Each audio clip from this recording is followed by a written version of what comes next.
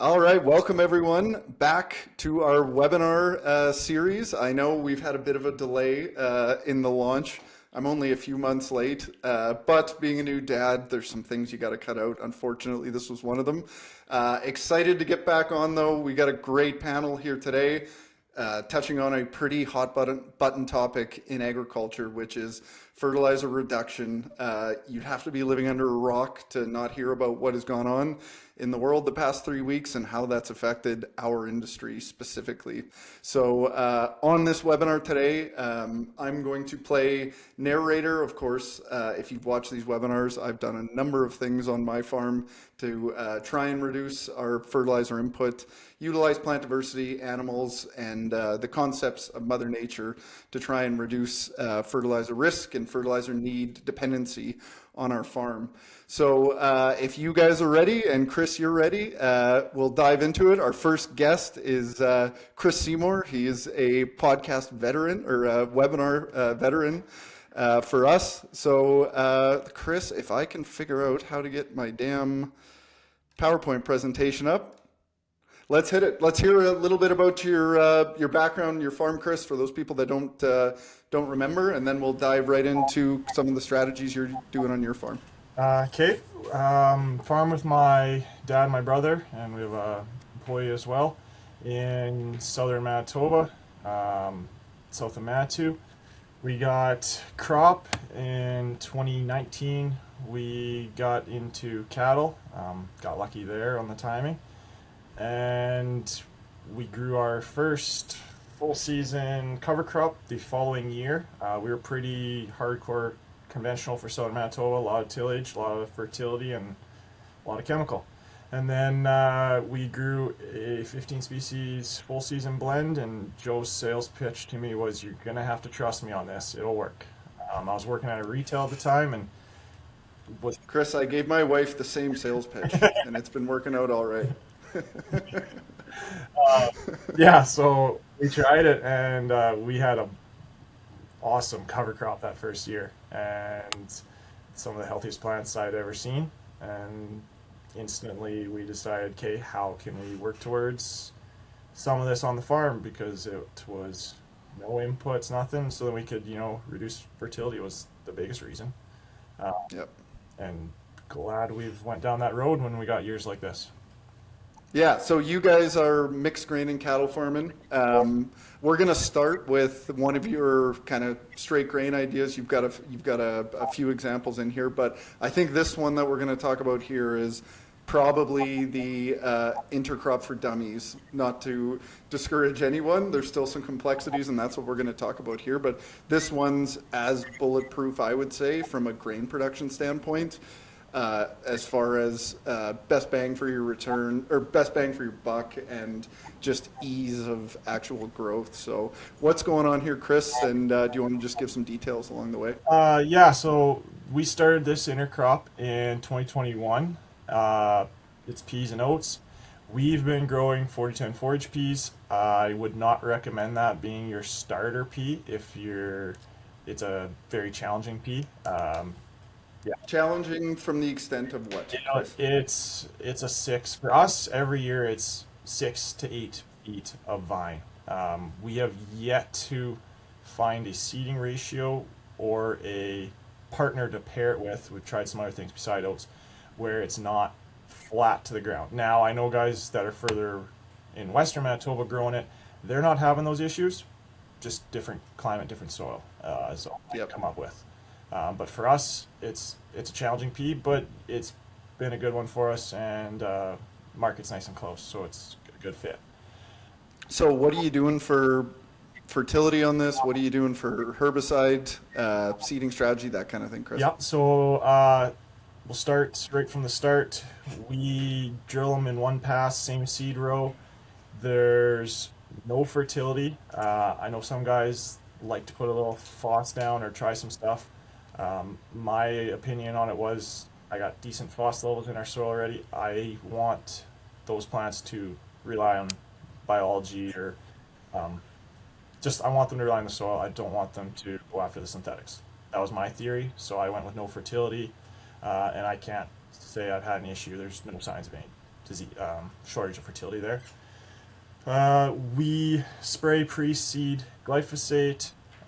It's all zero till right into the seed bed. Trash, things like that don't really seem to be much of an issue. They're both pretty aggressive seeds. And then I basically hardly ever look at these fields. We used to off the start. Now we've gotten so comfortable with them. We come back when the peas start to flower and we spray Fighter, which is a fungus, because we don't use fungicides or insecticides on the farm anymore. So we spray that to try and prevent any disease. It's been working well for us. And then with this mix, because it's been lodging so bad, we've been straight cutting. We had one field 1 year. It stood well enough. We actually used Raglan and straight cut. But sorry, we've been swathing. That's what I meant to say. Yep.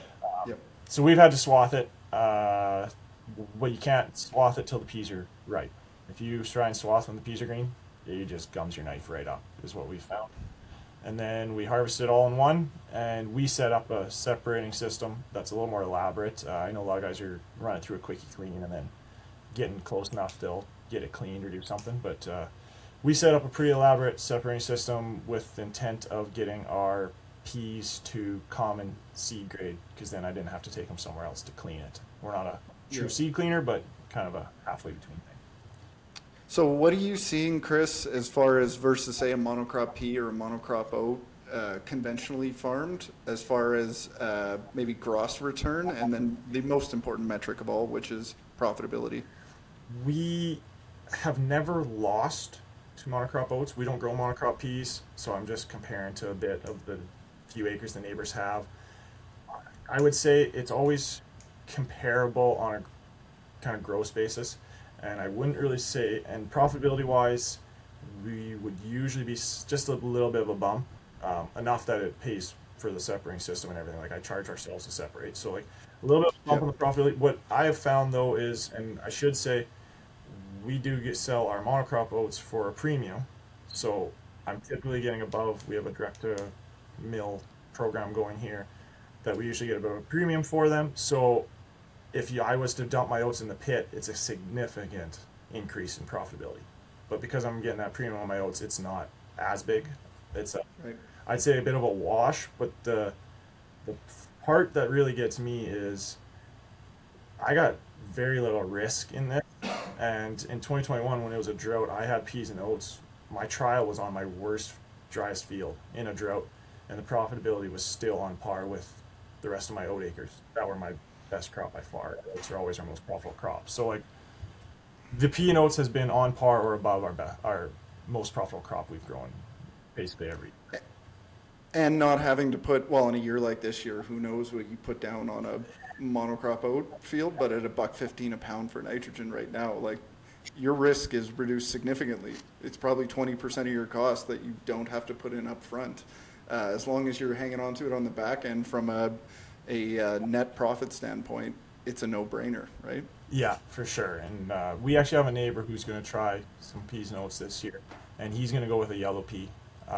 Likely. And I had the conversation with him about I wouldn't start you diving off the deep end. It's the way I worded it. Like, let's ease into it with something a little easier to manage.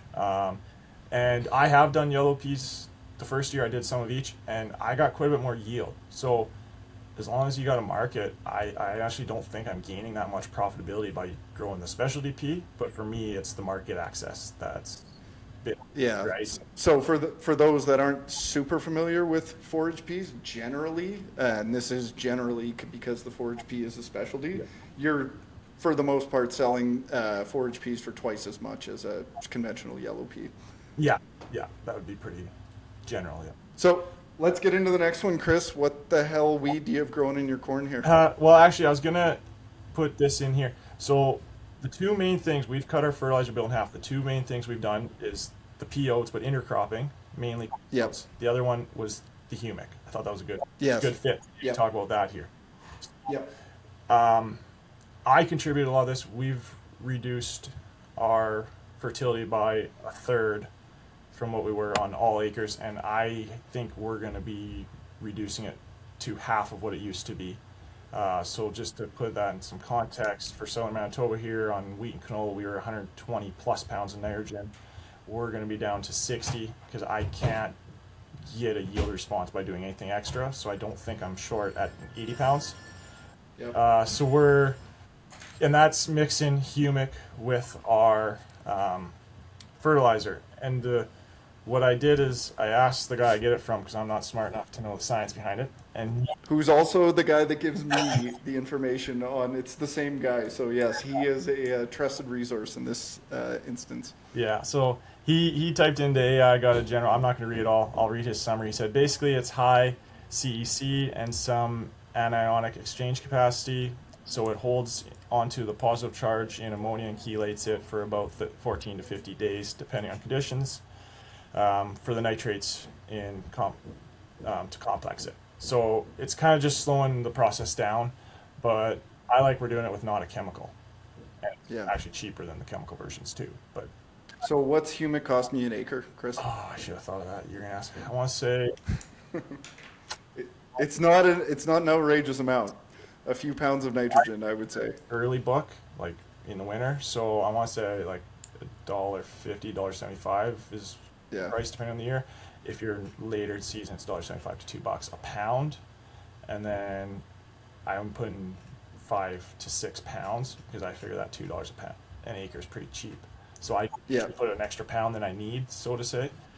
So I'm like 10 to 12 dollars an acre, but this year, for example, I reduced roughly $50 an acre in fertilizer because Exactly. also using it on to reduce the phosphate, and basically it's much the same thing. It bonds, the humic bonds with the metals. Actually, I thought it bonded with phosphate. He explained to me it bonds with the metals in the soil around that seed row, and that's what your phosphate ties up to real quickly. So Right. it's just buffering as much availability for that to tie up that phosphate. Yeah. So Good explanation. I appreciate that, Chris. yeah. So what's going on in your cornfield here? Okay, so this one is forage soybeans, and there will be vetch under there because I always did just vetch under the forage soybeans because I had some growing seed. It was easy. What we did for this is we don't grow corn every year. Whenever we do grow corn, we throw the intercrop in. We use our drill, put double shoot, fertilizer goes down, the soybeans and the vetch all in the same pass, and we typically are doing that a day because I don't want to disturb the corn seed bed at all. We'll do that. It's all still zero till, so we'll just do that a day or the same day if we knew the guy was coming that day, but it's usually a day or two ahead of the planter, just custom planter showing up. And we played around with some row spacing. We ended up settling that 30-inch worked just as good as anything, as long as you go north-south, because if you went too wide, even with the soybeans, the rows, it just took too long for the rows to fill in, and weeds became an issue. And Yep. typically with a pre-seed glyphosate application, we were not necessarily doing 2 passes of glyphosate in crop. It was probably just 1. Sometimes I did glyphosate, not that it was needed, because I was going to go in with some melted urea when I was playing around with some stuff there. Yep. But yeah, typically we were able to get away with 1 pass of glyphosate after. So you're taking this corn as grain corn, combining it, Yep. storing it, and then kicking the cows out back into Yeah. the forage beans and corn. Yeah, and actually I came across it in my phone today. I wish I'd sent you. I have a picture of the aftermath, what it Yeah. looks like. Basically, it's the stalks are still there, corn's knocked everywhere, and you got a little bit of the soybeans and stuff still that you can see. And we've had a couple issues in the spring following this seeding, because with the balance to C to N and the cows grazing off all that material, our soils, when we were sowing canola and delaying seeding a bit to avoid flea beetles, our soil dried out too much. We had lumpy seedbed, even though there was 3+ feet of snow in that corn. It was still one of our driest fields in the spring. So a little bit of a learning curve there on how to just manage that a little differently. Yeah. But yeah, it's incredible when you balance that seed in. Talking with other guys. Sorry. Sorry. Keep going. Keep going. I didn't mean to ruin your I train. know a lot of guys are going to ask yield drag, right? When you do that. Yeah. Yeah. When we're doing it our way, wherever the soybeans and corn overlap, because we actually go on an angle, so it's not a whole row, you will get a little bit of a yield drag. From talking with guys who did better trials with us with the custom planter, our trials weren't the best. Yeah. So their numbers were anywhere from 2 to up to 15%. If you had a planter where you could put the soybeans between the corn rows, they said 0% yield drag. Yep. Unless you had an extreme drought or something, but even then, the corn usually gets the moisture before the secondary crop. Yeah, and on our trials, like with Covers and Co, we've done a number of different corn trials with the beans versus monocrop. We were in and around that 5%, where it didn't bother me a whole lot because that 5% corn, you know, if it was 5 bushels of corn, 25 bucks an acre or whatever corn's at today, I was making many multiples up from the grazing, the residue following the corn harvest to be able to make up for that 5% loss. So it really is one of those things. Well, if you're a straight grain farmer and not going to be able to kick the cows out, yeah, there's going to be, unless you can get it right between the rows, probably a little bit of yield drag there. However, you and I, and this is a fertilizer reduction webinar, you and I value the residual nitrogen, the balanced seed and the water infiltration that's going to come from keeping a living root, having an indeterminate or a vegetative legume that's going to be able to pump nitrogen into the system and keep those soil aggregates stable, but also balance that carbon to nitrogen so the biology can start cycling that carbon residue that's in the corn plants as well. So it's tough. It doesn't end up as bushels in the bin, but there are definitely outside benefits, even if you don't have the cattle, for keeping your carbon and nitrogen balanced and a vegetative plant feeding that soil biology.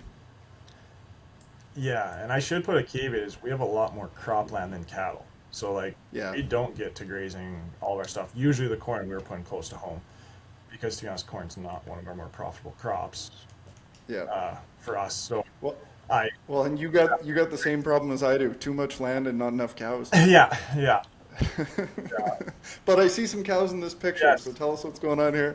So this is just a couple things I'll touch on is we do grow quite a few cover crops, and we make sure that we're not making extra work for ourselves. So what I mean by that is when we seed a cover crop, it has to.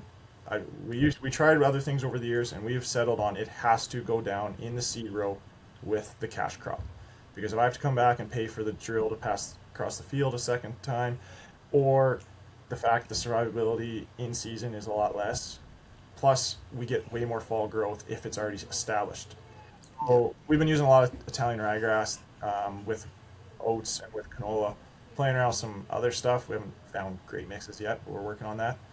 But this one is, I'm pretty sure, I'm just trying to guess on the field here by the looks of the picture, but I'm pretty sure we grew annual ryegrass seed production there and then Yeah. turned the cows loose after. Um, when we get a few rains in September, it's phenomenal the amount of growth we get. So it doesn't have to be a fancy cover crop or some big combination. Our goal is just to have something growing, and we aren't necessarily going to graze it. We don't get to all of our acres, so I don't want to spend a whole bunch of money on seed expecting this big return in grazing either. So like Yeah. it's all about just keep something growing. We've been doing zero till since 2020. We had done a couple of acres we hadn't tilled. 2021 with the drought, it was easy, no brainer. But then 2022 was pretty wet here in Manitoba, especially southern Manitoba. We weren't as wet with the way the valley works. We weren't as wet as others, but our neighbors were getting stuck, having trouble seeding, and one of our wettest fields, first year zero till, had a lot of oats growth the fall before, and we seeded right through it, nearly corner to corner. There's a water run we had to go around, which we've been going around every year since. So it's not like it isn't. It's just a yard that catches a bunch of snow, has to drain across there. So um, the roots in the ground, can't say enough good things about that, and that's where. Well, and us in agriculture, I mean, we're taught, and the conception is that plants just take nutrients, when really what's happening when we are keeping a living plant in the ground, producing root exudates, stimulating the soil biology. I mean, that biology is responsible for mineral breakdown in the soil. So the longer that we can have a plant green and growing, if we can do things like what we're looking in this picture right here, which is animals cycling those nutrients, it's going to solubilize a hell of a lot more nutrients. And we talked about this last time, but I mean, phosphorus is something we saw when we were intercropping and keeping living plants growing and integrating the livestock.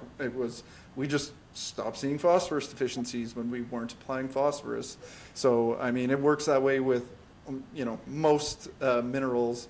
As long as we're keeping a plant growing and keeping a energy source feeding that biology, I mean, we just see way, way, way better responses as far as reduction of fertilizer. So even if it's not a legume like we touched on in the previous 2 slides, it's just keeping something growing to cycle those nutrients, to keep that biology fed and keep the life cycle in the system ticking, because you've got an energy source, and that's the sun and the medium that's responsible for delivering that is, of course, a plant, and you can't get that if it's a black field. So what's going on here, Chris? This is a Covers & Co. warm season blend, and I'm 6'2". That's over my head, so just thought it was a pretty fitting picture. Yeah, and I mean that we touched on this last time too. Damn, that would have been a great podcast if we got it recorded. But yeah, I think this is one of the most underutilized plants in Western Canada if we're talking just straight biomass and forage production. I mean, sorghum Sudan, it's lower lignin, it's a C4 grass, it captures energy more efficiently, it forms relationships with free living nitrogen bacteria in the soil. So like there's studies out of the States that it's like they're using, maybe 40 to 50% of the nitrogen is coming from free living nitrogen bacteria and not synthetics. So yeah, it is from a resiliency, like a water resiliency, it is so drought tolerant, it's digestible. Yeah, it's a really good plant. Short season, so like we pair it with fall rye, and then we'll seed this crop like end of June, early July. It's just an amazing crop and blend for capturing and resilient for capturing energy later in the year. Yeah, we actually see this little chunk beside the yard, and our few pigs grazed it. They loved it. Oh, I betcha. They also it also worked well. Like it's tall, right? Even the cows like going in there. The shade, right, and everything like that. Yeah, it is a very underutilized plant for us. Well, and I've got lots of pictures of crops that look like this that we graze later in the fall. Like the frost has wiped it out, and you've never seen a corn crop be cleaned up like a corn grazing crop be cleaned up like that. Like just due to the fact it doesn't have to hold up a massive stalk. It was bred for forage and not for seed production. You get away with less lignin in the stalk, and it makes the whole plant more digestible. So yeah, how the cows utilize the plant is pretty efficient as well. So thanks a lot, Chris. I appreciate it. Brian, if we still got you with us, Brian Zwack, really interesting stuff going on in your place. I won't give too much of it away right now, but Brian, why don't you introduce yourself, give us a little bit of background on your farm and what you got going on. Yep.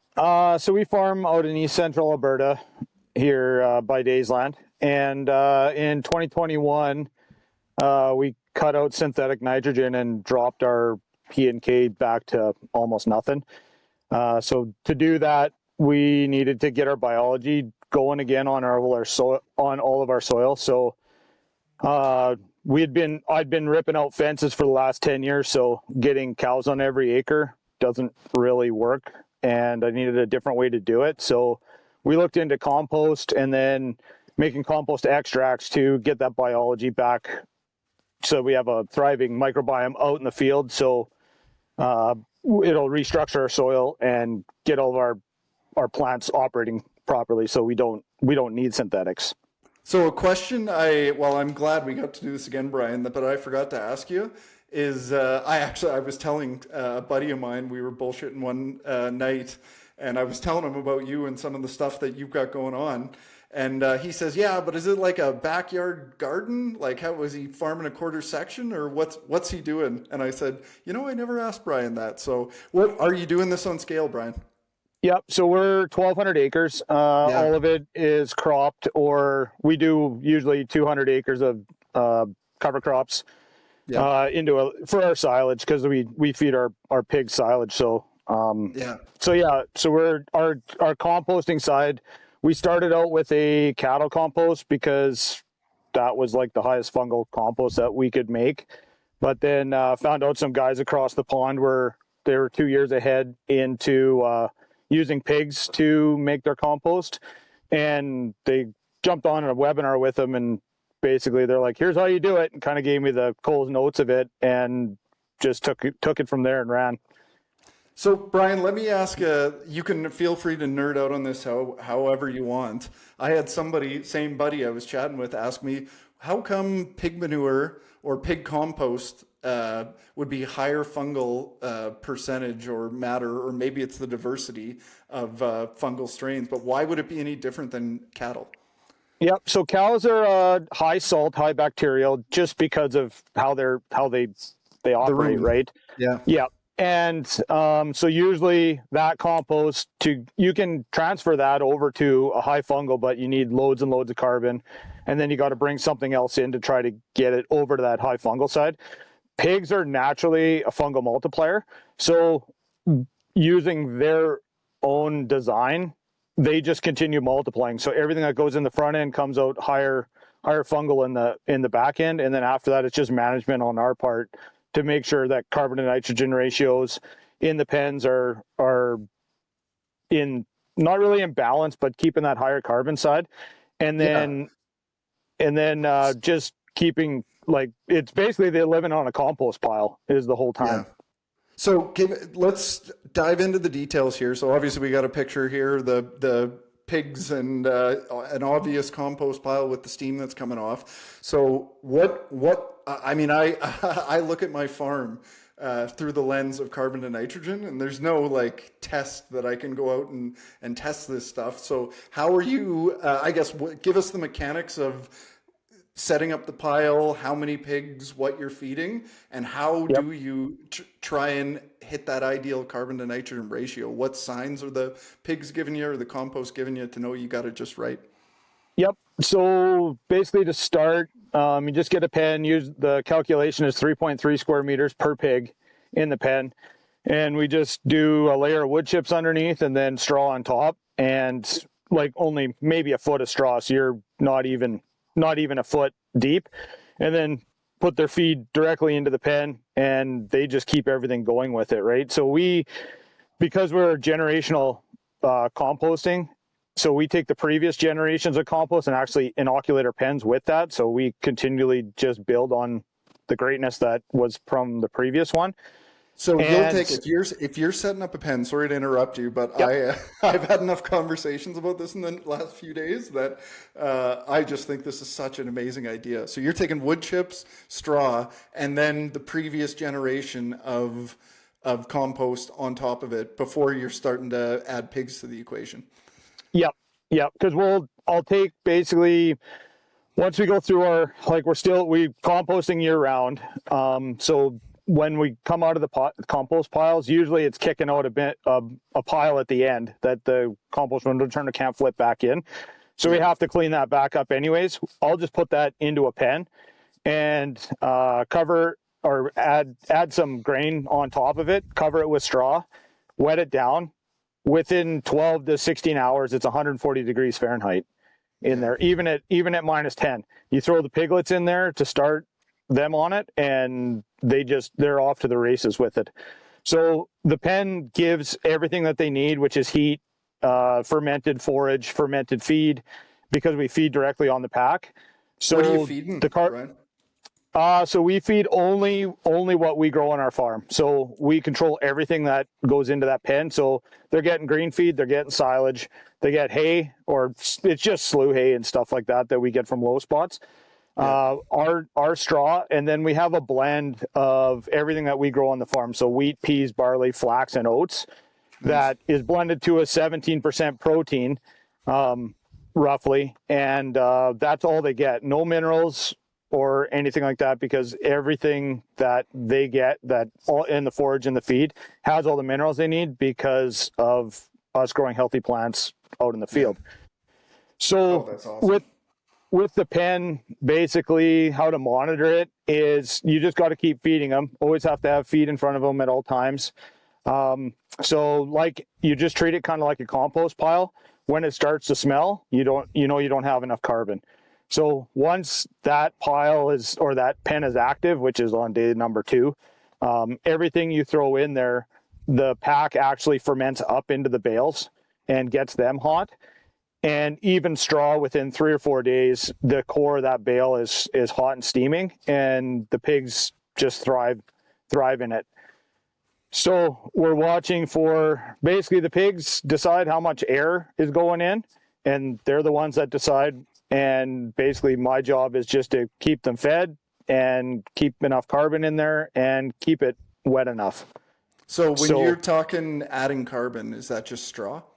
Yeah, just straw. Yeah. Just straw, or yeah. So, okay, pigs are gone now. We take that pile, we compost it. I got a follow up for you because I was asked and I thought, well, I got to record this podcast again. So I'm going to ask them, is the importance to getting that compost pile up to 140, is there something biological that is going on there that you need to get it there? Or is that strictly just to kill weed seeds? So to hit the thermophilic range, so once the pen's done, the pigs are gone, we pull all the panels and pile it into windrows. Within 6 to 8 hours, it's up to 160 degrees Fahrenheit in that windrow. Yeah.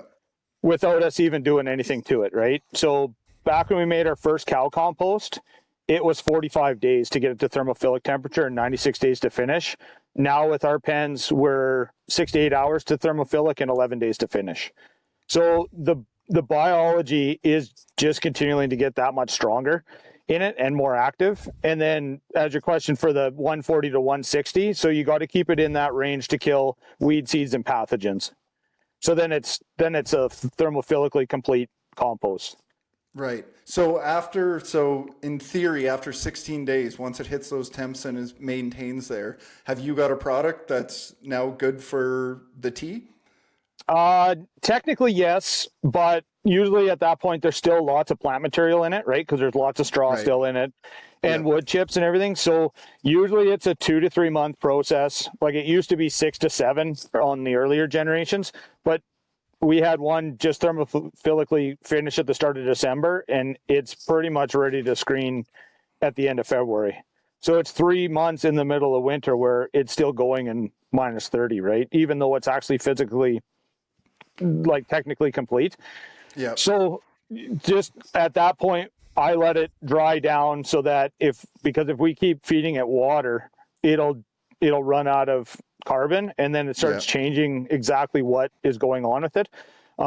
So we basically I just monitor it and let it cool down on its own, and then keep turning it as it needs for like anaerobic and stuff like that. So and it's to the point now where this last pile in, I think it was February, we had like 55-kilometer-hour winds, and it was minus 30 out. We had mushrooms growing on the top of the pile in minus 30 in the winter. So, and the wind was blowing so hard that the snow on the one side that was up against the side of the pile, it was brown from humic streaks because the wind was blowing all the humic out of the pile. So yeah, it's more and more dense of humic and fulvics in biology as it goes. So once we got the pile, she's ready to go, screen it. Let's move to your I don't know, am I saying it right? I'm going to call it your T system. It's an extractor. So extractor, like extractor. Yeah. So like a tea is something that you would brew to try to multiply anything. Why we went down the road of extracting and just making a really good compost was it's stable, and all you do is you put the compost in water, pump it around in a circle in this tank, and basically do that for 45 minutes and hit stop on your pumps for 15 to 20 minutes, and you have a product ready to go. Yeah. So we've helped guys build extractors up to 14,000 US gallons, and 10,000 gallon extractors an hour, and you have 10,000 US gallons ready to go out to the field. How much compost does it take for 10,000 gallons? So standard rate, which is like YouTube University rate, so 1 yard will go into 10,000 US gallons. Yep. Yeah. So, and then this extractor that I built, it's only 3,300 US gallons, but I put 1 yard of compost in that. So it's actually 3 times concentration. And we still have no issues with plugging or any of that stuff with it. So the compost settles, and then in the bottom of your hopper there, and then you've obviously got a way to get it out.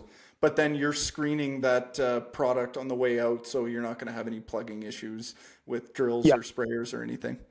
Correct. So that line just above the cone is the decant line. So anything heavy will follow the bottom, anything light will float to the top, and we're pulling off everything in between. And then we go through a 80 mesh filter. Some guys that are still running liquid fertilizer, they go through a 120. And then the guys that actually want some of the sludge in it, they're down to like a 30 mesh in it because their liquid system on their drill can handle a little bit of solids, and they actually want that some of those solids with it. What do you do with the solids when you're done? Yep. So for us, what we do is it goes back into the pig pen. So it's still super dense biology in it. It comes out to the consistency of toothpaste, and we basically just mix it back up because we still have that hopper full of water as well. And in the summer, our pigs always need extra water between keeping the compost pile going that they're on and also just for themselves to keep cool. So we actually take that and we put it back into our pen. So we're continually adding dense biology from the previous generations back into the next stuff. Keeps the system going. How are you getting compost into the mixer?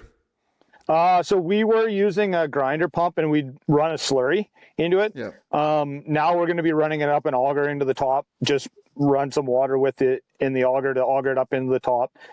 There's guys that have suction venturies. There's just like pressure venturies guys use. So anything, the conveyors, guys are using whatever they can to get it in really efficiently. Because the guy with that 14,000 US gallon extractor, he's putting 4 bags of compost into it.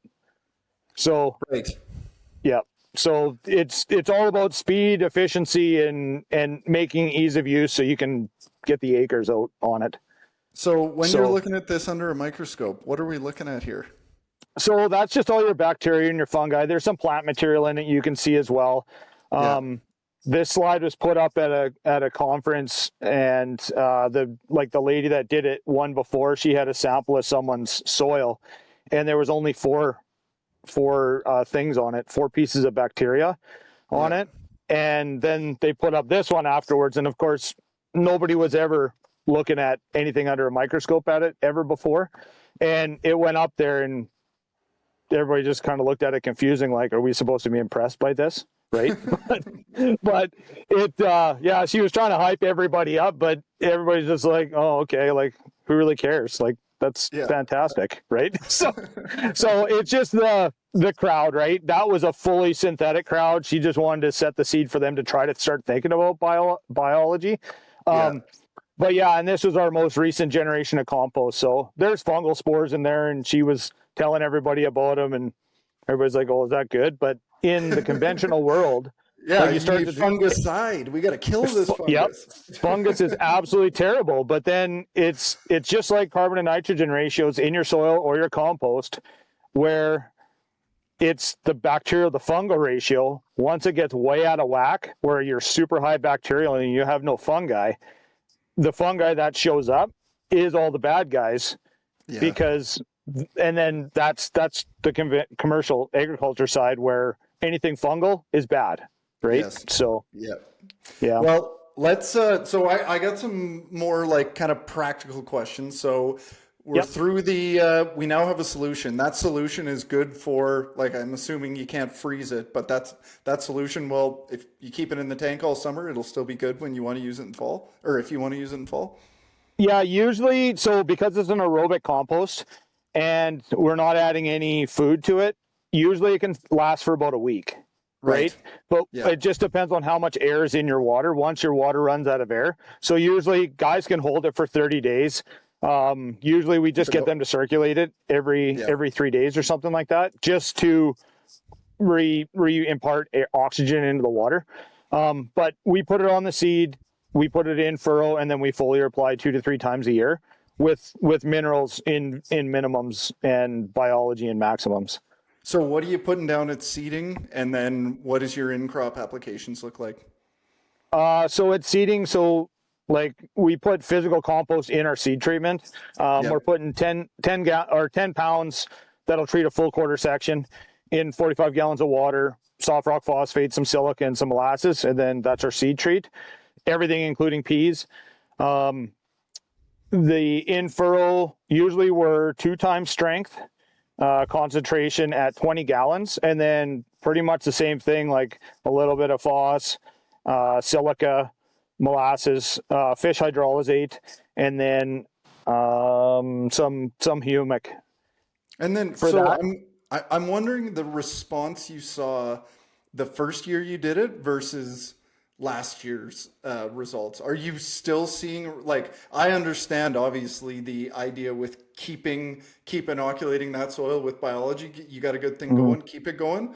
But do you think you've bought yourself like a couple years if you quit doing it to be able to actually, I mean, mining is the wrong word here, but like, I guess a greater question is, are you still like, are you doing check strips where you're still seeing responses even though you've done it 4 or 5 years?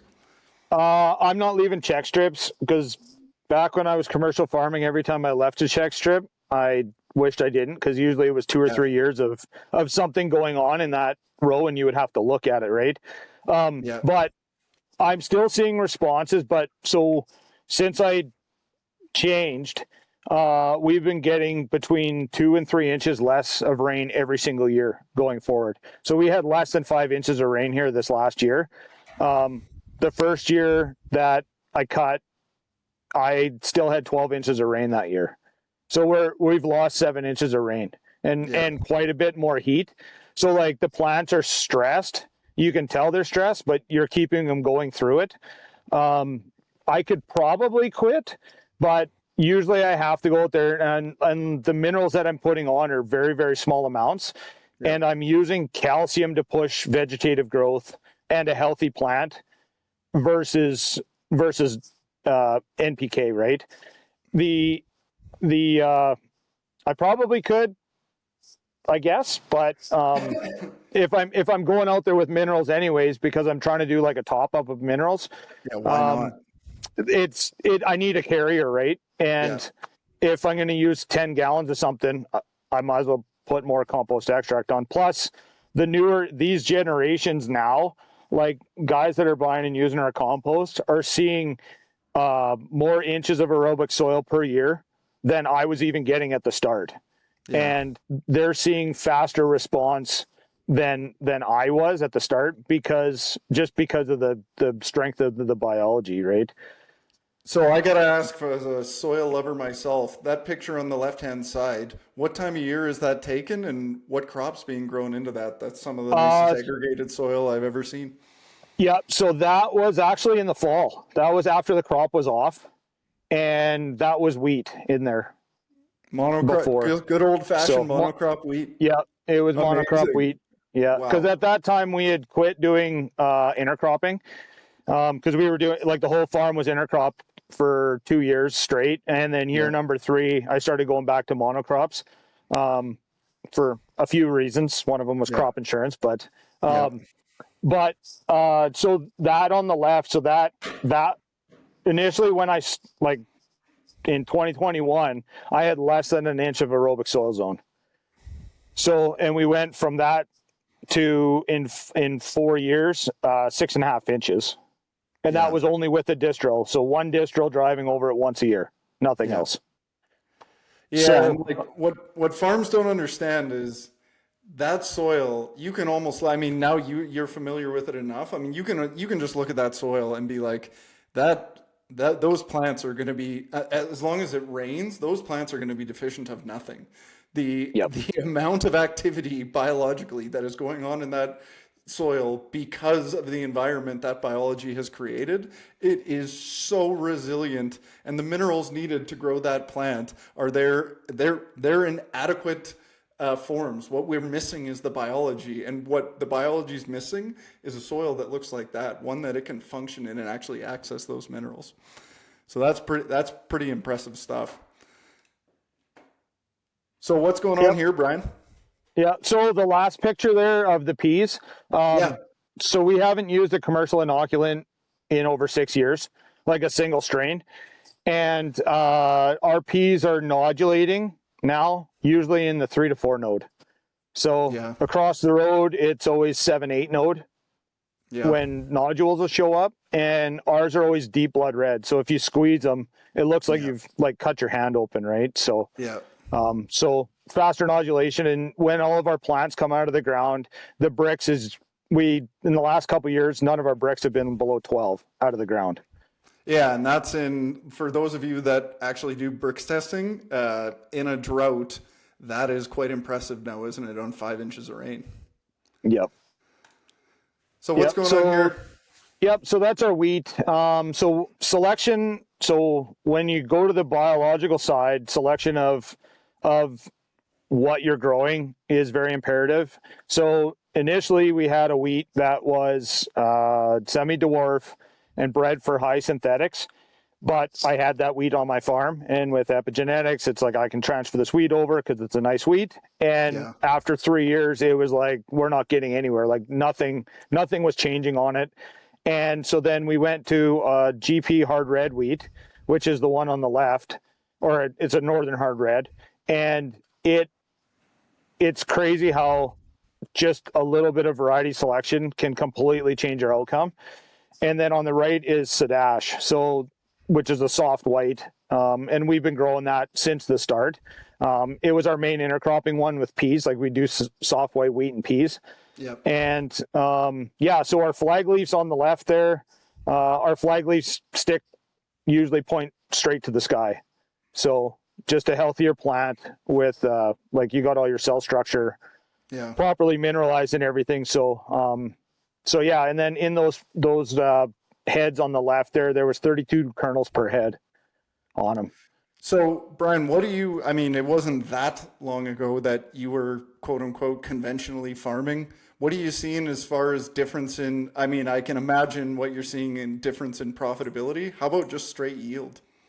Straight yield, we're about the same. Even when I was on full synthetics, like you'd roll into a field that looked good and a hard red wheat field would run 35 for absolutely no reason. It just wasn't there. And then of course, your account came with an agronomist and you'd get them out and it was always, well, you needed more nitrogen or fungicide or something, right? And like for no rhyme or reason. Yeah, exactly. Right. And I actually just got tired of the rhetoric of there's always next year. Right. And there was something else going on, but even when you got a soil test, they would look at it and they would go, oh, here's how much NP and K you had, but you couldn't get any of the phos and you had no potassium. Even though I have tons of potassium, like you weren't even allowed to access it because they said so, because you had to buy it, right? So and that's the part where I just said, this is enough is enough, right? So, and it always seemed like on the synthetic side, when I was doing that, like I was a seed grower as well. And at the end of the year, there was no money left over. And it was like, well, what's the deal here? Like everything was paid, but it's just like, everyone was paid, but you. Yeah. But yeah, so profitability wise, quite a bit more profitable just because the inputs aren't there and you don't have a $300 an acre bill staring you in the face, right? It's like, we're still buying minerals and stuff, right? But it's a completely different way of looking at it, right? I got a few questions here just from the crowd. The first one is mine, you guys, and I think it's kind of important because the people that are watching this that are conventional farmers, that like some of these ideas might be too far out there. I just want to get the idea or the perception across, just how you guys are thinking about solving these problems. And that's kind of where this question comes from. And Brian, I'll throw it to you first. Just to be fair, Chris got to start. Where do you see your farm in 5 years? Pretty much the same. We might be a few acres more, but definitely we'll have more pigs. And nothing will really change here because we direct market quite a bit of our stuff. Just because of the traceability and transparency, right? Let me interrupt you there. We just talked about the pigs just as a source for fertilizer for your cropland. How many pigs are you running? And like obviously you successfully stacked the enterprises, but is it a revenue like is it a decent reliable revenue stream for the farm now? Oh yeah, for sure. Yep. Because the pigs make the compost, right? So even the pigs, like we don't lose money on the pigs, and they're the main aspect we need to actually make the compost the way we make it, and then we sell the compost as well, right? So the pigs are actually a waste product, but tasty, and everybody loves them, right? So how many pigs are you marketing a year? Probably 400 around there, because like that's not a little operation. Yeah, so like we have 300 here all the time, basically, right? Coming and going continually.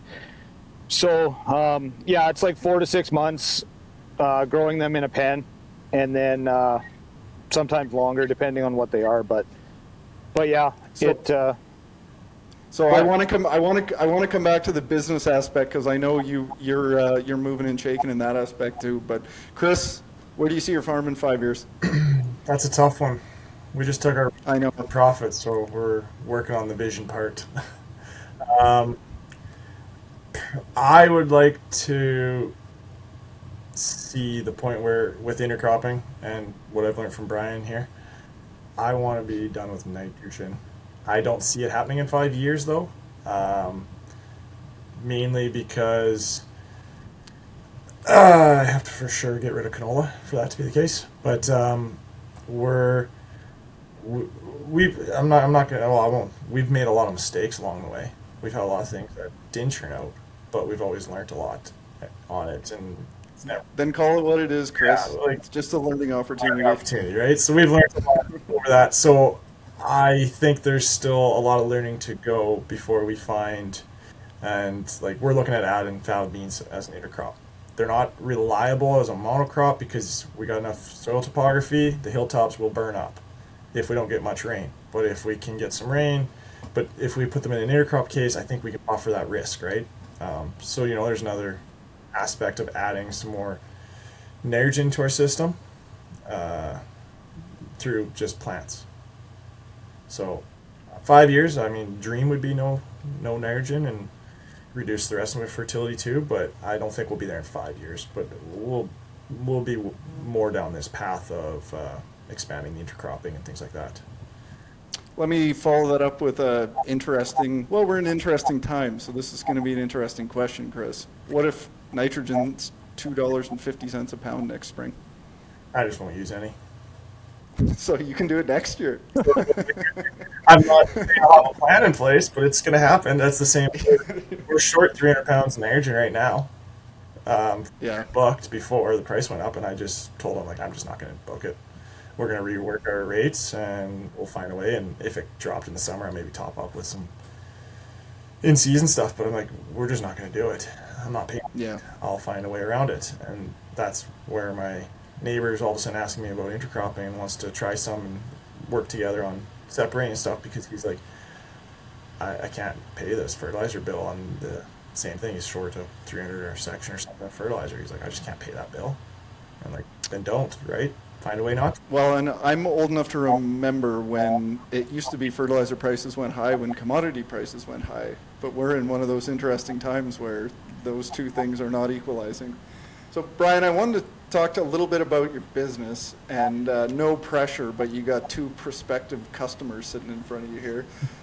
What's the biggest holdup for people that you talk to and are interested and want to try? And I guess what results are customers seeing? Are you seeing that response across the board in year one, or is it one of those things where some soils are just going to take a bit more time to get to that point? It all just depends, right? But so the biggest hurdle for guys is trying to figure out how am I going to integrate it into my farm. So whether or not that's in furrow or foliar or whatever, and it's got to be the right application for them so that it's not a hurdle. Like our stuff you can't mix with herbicide because it physically eats herbicide. So it's one of those things where So one guy, he's been doing it for 3 years. All he does is 8 gallons an acre in furrow with minerals. He's backed his nitrogen down in the last 2 years down to 50% of what he was before. Year number 1, he cut out his fungicide. He actually was 2 passes of fungicide. He didn't need the fungicide, and he did test strips with that to prove it, which then he had fusarium on the side that he didn't use extract on. And so right there, he put $8 in the ground, and he saved $30 in fungicide on the back end. So right Just there, in he fungicide. Never mind the fertilizer savings. Yeah, or the driving of the sprayer on it or anything, right? So the same guy, he had early onset of Phantomyces, and he held it off all season and still got a wicked pea crop. He was using other minerals, but he had to foliar apply into that. So like now you get into all this soil stuff where there is no fix for a Phantomyces. There actually is, right? But it's not something that you can buy in a jug. And it has to be something that is, like we call our stuff true biology, right? Because it's made by animals. And it's not, what's in it, right?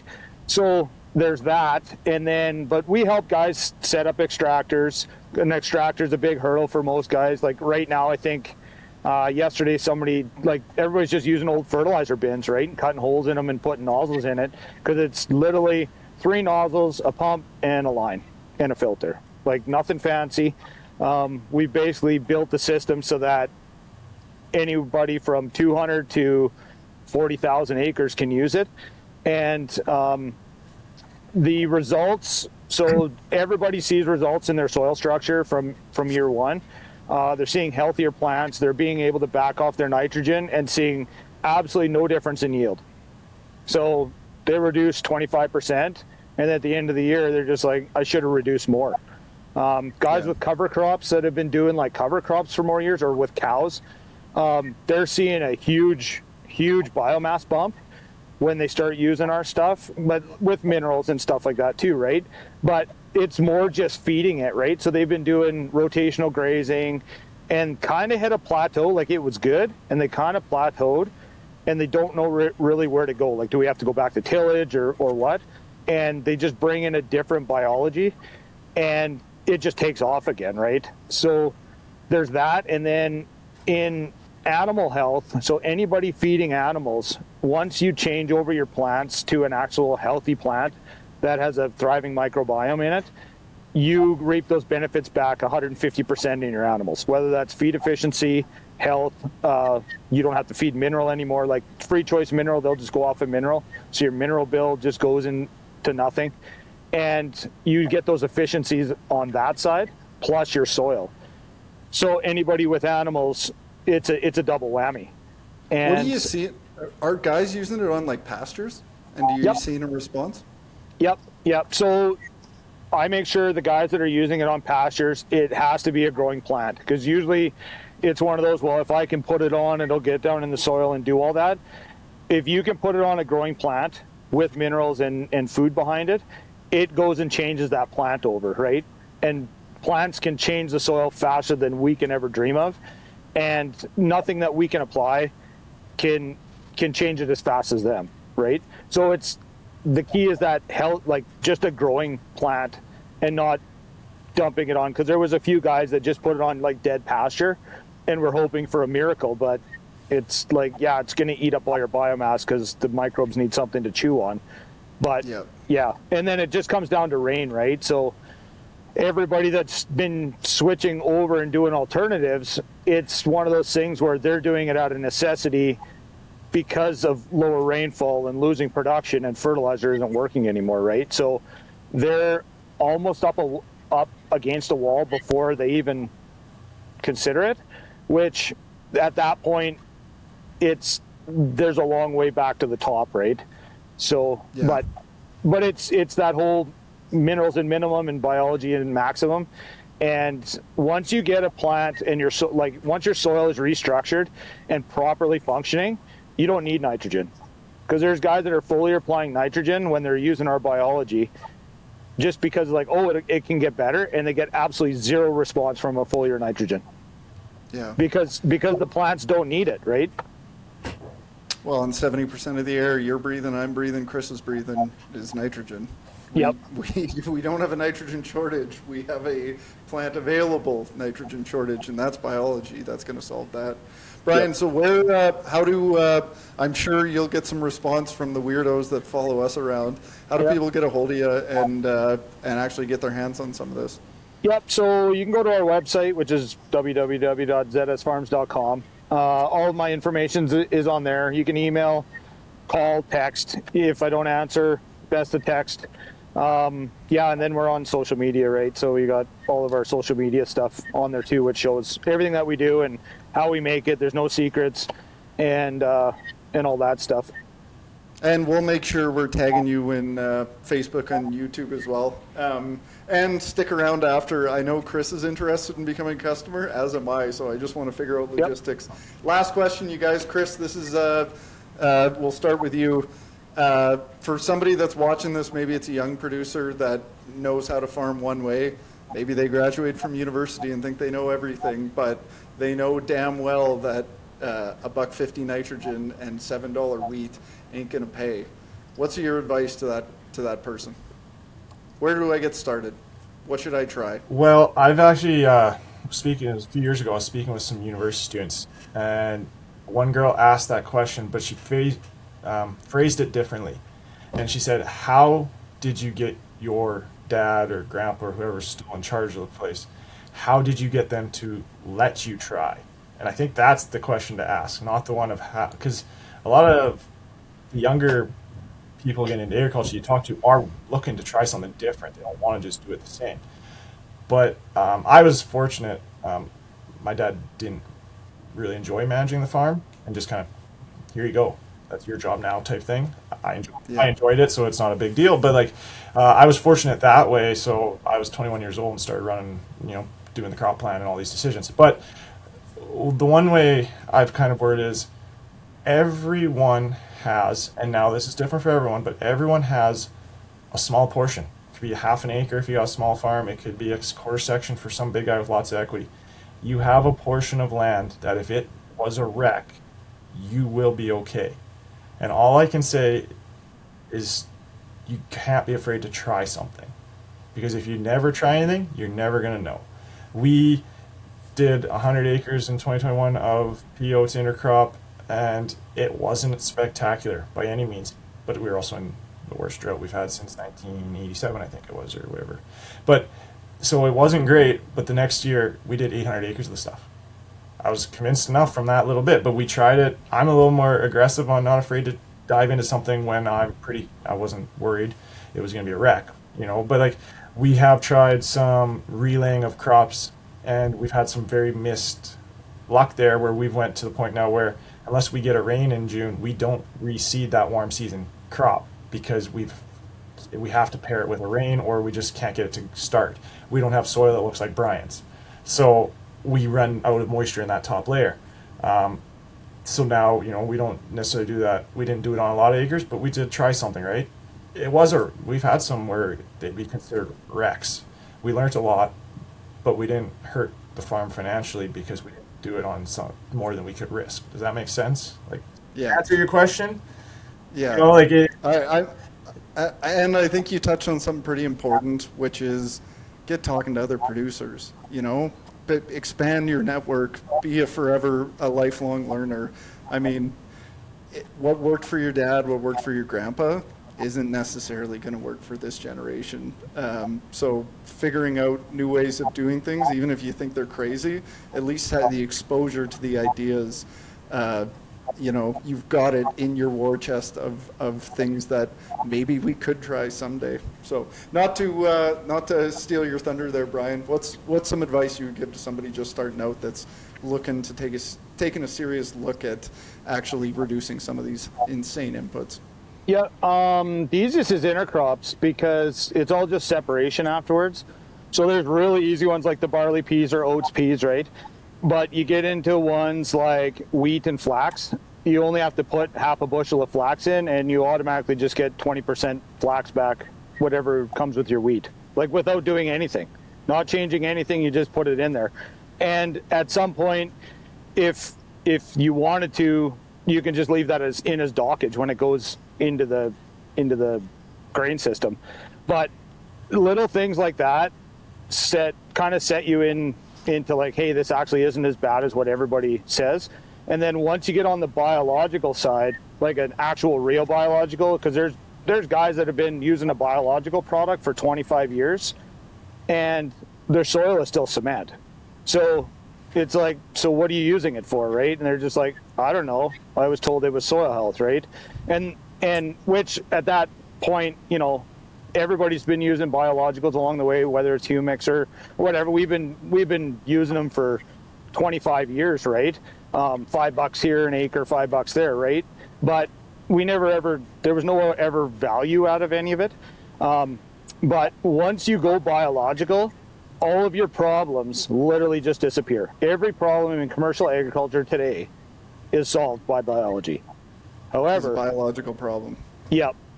All the way from all herbicide resistance, all your weeds, all your disease, all your insects, and everybody's just waiting, and we're still waiting for all these companies to give us the silver bullet, right?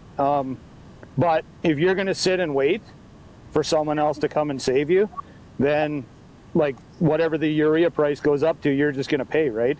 But yeah, start doing something, and even if it's just something small, right? That's why guys in furrow, like that one guy, he's like, I'm just going to put 30 gallons of your extract in furrow and go from there. And you talk to him now, and it's like, are you going to do more or foliar? He's like, no. He's like, it's good. So he's continually reducing 25% every year. And when I talked to him this year, he's like, I should have went to 0.